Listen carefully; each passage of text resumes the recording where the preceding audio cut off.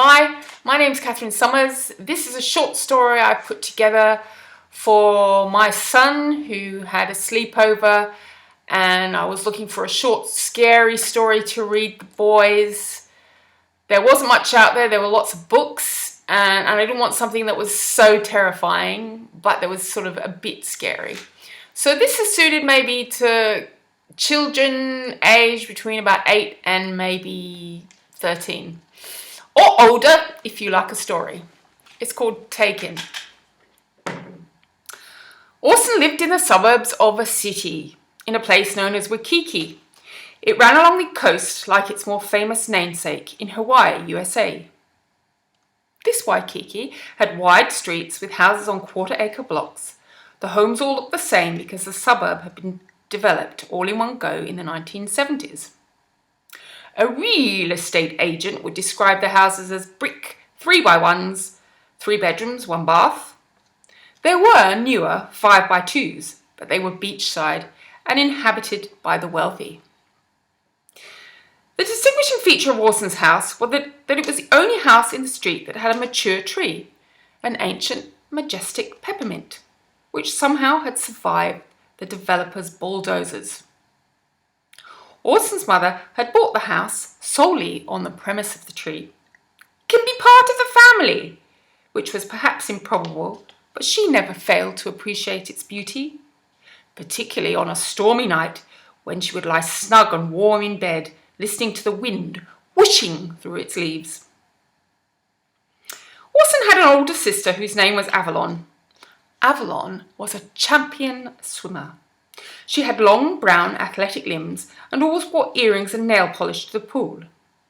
If she wasn't training, she was organising her social life or reading a Vogue magazine in the hope of procuring a Prada dress or a pair of Christian Louboutin shoes, the ones with the red soles. Avalon's room was neater than Minneapolis, and her clothes hung colour-coded in her wardrobe. Largely, she ignored her brother and failed to see how they could possibly be related. Orson, on the other hand, annoyed his sister as much as he could and washed and tidied as little as he could.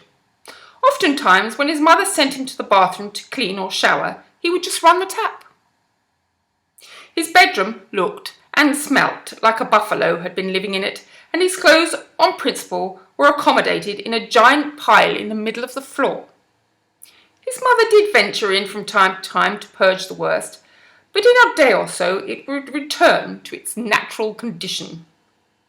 Orson's mum was always adapting words or cliches, such as, "In the kingdom of the blind, the one-eyed woman is in charge."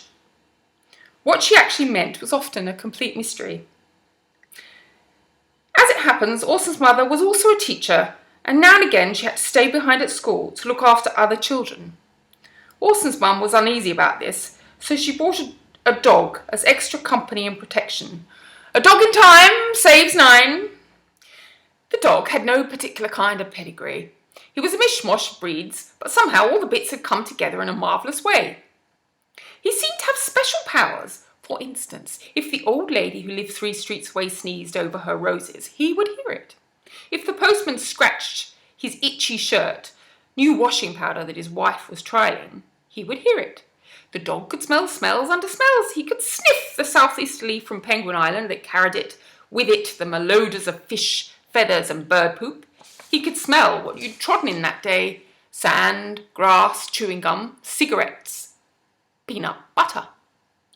He could also tell if a certain someone had worn the same underclothes for days straight, and in those days he would come into the bedroom tactfully carrying a fresh set in his choppers. The family called their dog Watson after another famous sidekick. Can you guess who?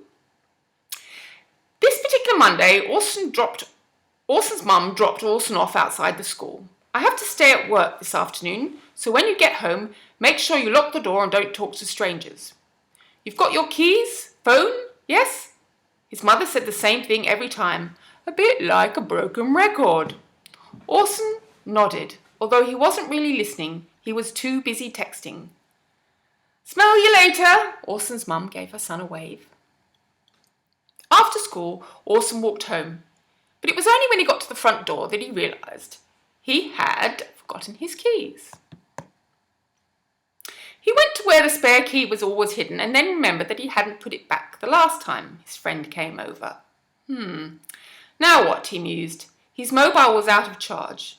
And it's a curious fact that when you really need to use your mobile phone, it's always out of charge or the battery is flat. Orson supposed he could wait outside until his mum came home, or he could go round to a friend's house. Looking regretfully through the window at Watson's expectant face, he put his school bag on the front mat and turned to leave. Just at that time, a man in a clown costume holding a big bunch of balloons was walking up the street. This was something Orson had not seen before. The clown wore a red wig, and his balloons bobbed and twinkled in the sunlight. They were every kind of colour, shape and size. As the clown crossed the road, he saw Orson, and their eyes met. Watson, looking keenly through the window, started to bark, but Orson paid no attention. "Do you want to buy balloons, son?" The clown smiled greasily through his makeup. He had crooked teeth, which Orson didn't care for. Orson examined the balloons, fingering the $2 coin in his pocket. He'd been saving up this lunch money to buy a cap gun. He was a boy that liked explosions. "How much are they?" asked Orson carefully, completely ignoring the fact that his mother just that morning had told him not to talk to strangers. "How much have you got?" $2. I don't suppose you've got any good exploding ones," said Orson. "Ah! As a matter of fact, I do. I don't bring them out as much. People don't like them. They're in my van. Come with me, and I'll sell you one that really pops. That pops so loud your eardrums hurt." The clown laughed, throwing back his bewigged head and revealing his crooked teeth once more. Watson began growling and barking more than ever and throwing himself at the other side of the front door, making it shake. "That's one crazy dog. He just wants a walk." "You're not going to let him out, are you? He might damage my balloons." "Nah." "Do you want that special balloon, then? It's usually $5, but on account of our hair being red, I'll sell it to you for $2, okay?"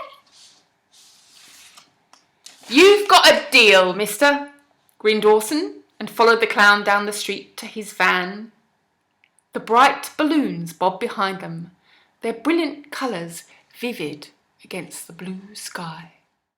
Posters went up on the telephone poles and in the local shop window almost immediately, and if the family were in any doubt about the situation, it was confirmed by the newspaper headline, "Missing Boy," in a foreboding black, bold typeface. The police detectives looked through Orson's messy room for clues, which normally would have embarrassed their mum, but now she was too overwrought to care. The neighbours were interviewed one by one, some of whom had seen the balloon clown. Mrs. Murdoch, who lived 4 doors down, had even bought 2 balloons because it was her twins' birthday.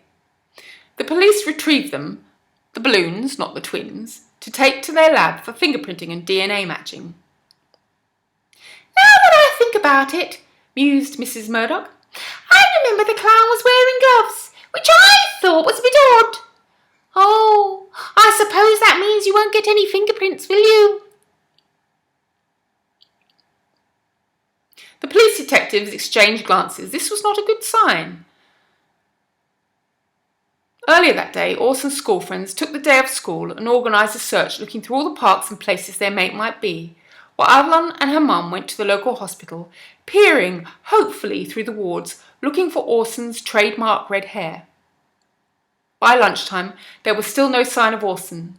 Dejectedly, for want of something better to do, they took Watson out, who indignantly dragged them both immediately to the spot where the clown's van had been. "This is where he disappeared." Their mum was sure of it. She phoned the police, and they came and looked at the spot. Soon there was a crowd gathered. "This is where that white van was parked," several people helpfully volunteered. No one wanted to say it out loud, but it looked like Orson had been taken.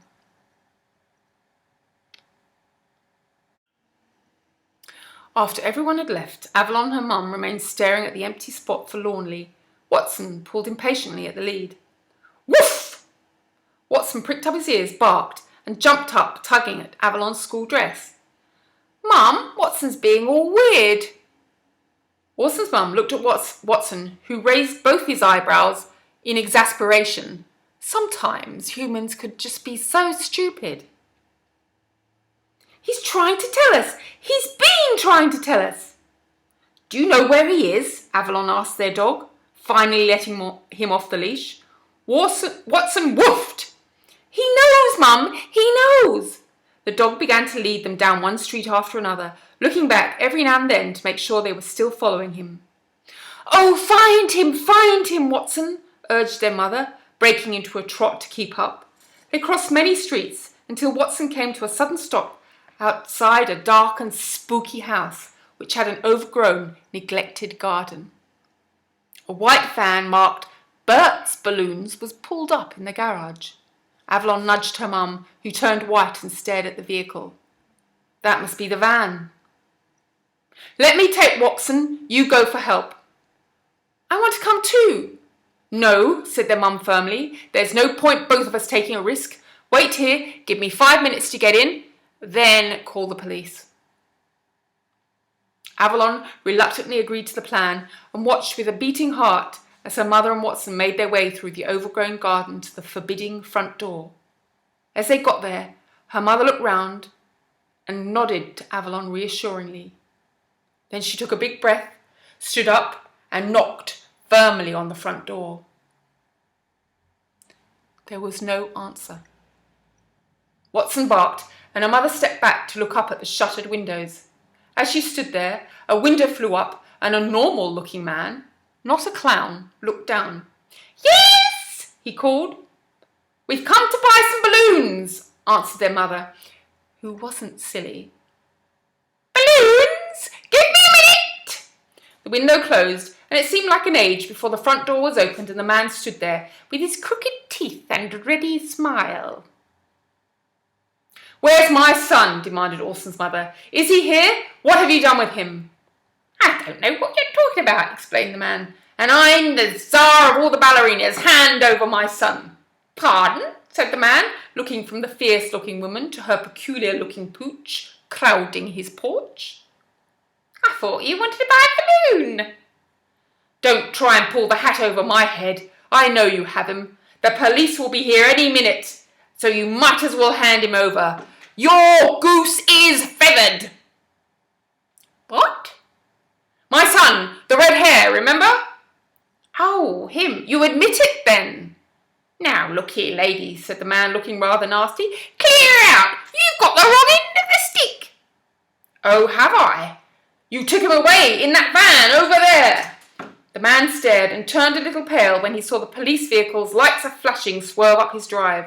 Just to be on the safe side, Watson gripped his teeth around the man's ankles. I say, do you think that's necessary? Without further ado, the man was bundled, protesting, into a police van and taken, sirens blazing, to the station house. In the interview room at the police station, the man was indignant. Let me go, or I'll sue.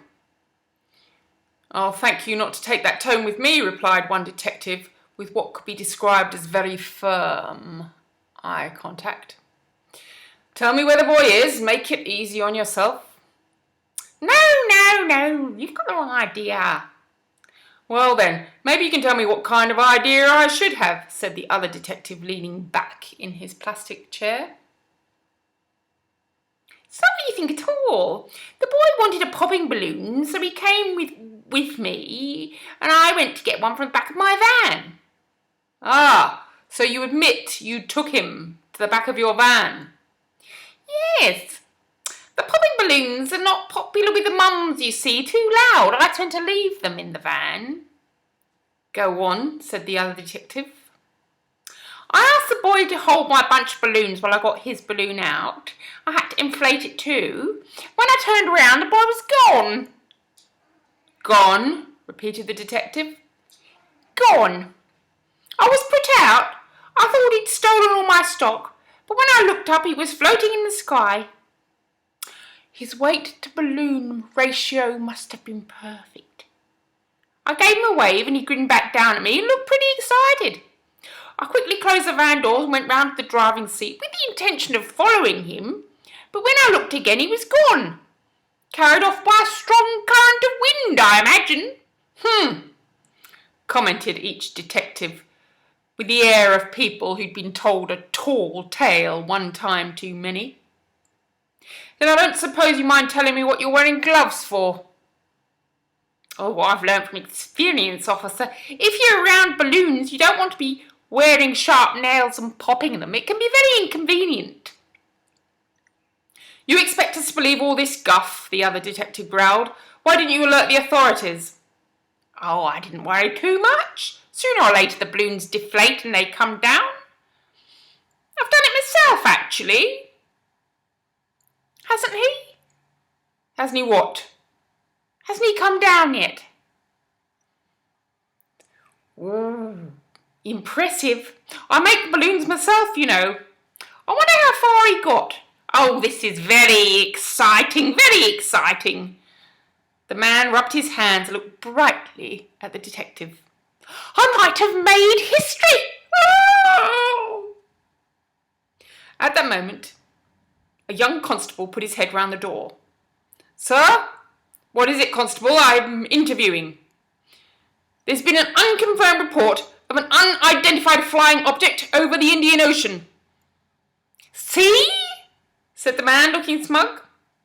Is it a boy? Asked the detective. Don't know yet, sir. The F-16s are scrambling to take a closer look. Now, gentle reader, boys and girls, there are two questions you must be asking. Is the balloon man telling the truth, or is he lying through his crooked teeth to cover his murderous tracks? His Orson drifting serenely over the blue waters of the Indian Ocean? Or is he lying and mouldering in a shallow grave where the wild creatures, even as we speak, are gnawing at his fresh young bones?